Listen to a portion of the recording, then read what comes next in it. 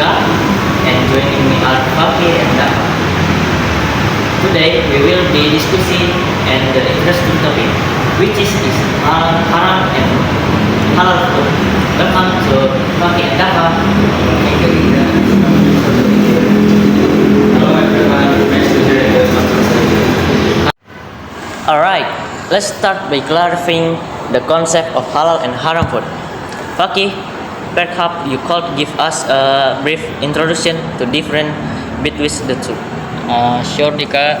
Halal foods are those that are permitted in Islam, with haram food are those that are prohibited.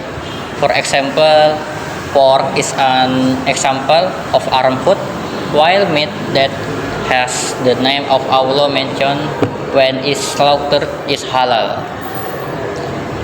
Thank you for the explanation now.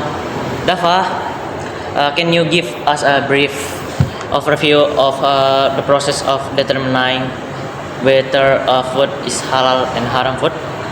The process involves a careful examination of various factors.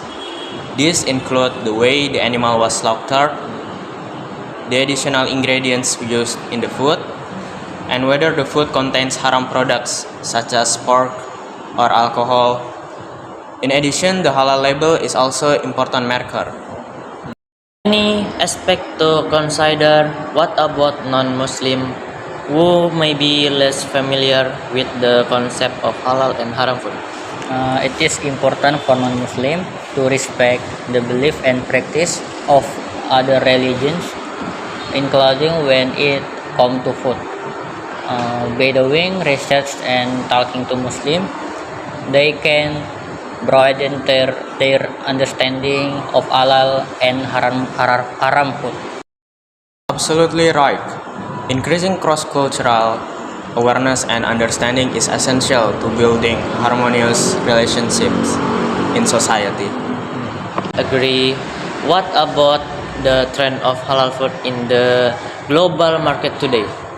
The halal food trend is increasing globally as it not only valued by the Muslim community but also by those looking for food products that are considered more ethical, hygienic, and quality assured. Thank you for your valuable insight. Before we end, is there any final message you would like to share with the listener about halal and haram food? I would like to encourage our listeners to keep their minds and hearts open to diversity in food choices and strengthen mutual understanding between us all.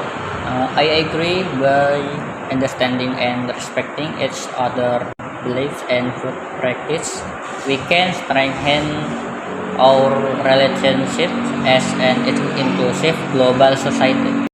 A very powerful message. Thank you so much, Faqih and Daffa, for joining that conversation and sharing your valuable insight. Thank you for inviting us, Dika. We're happy to talk about this important topic. Yes, thank you. Hopefully our conversation can inspire our listeners to expand their knowledge about halal and haram food. And to our listener, thank you for listening to the podcast today. See you in the next podcast. Assalamualaikum warahmatullahi wabarakatuh.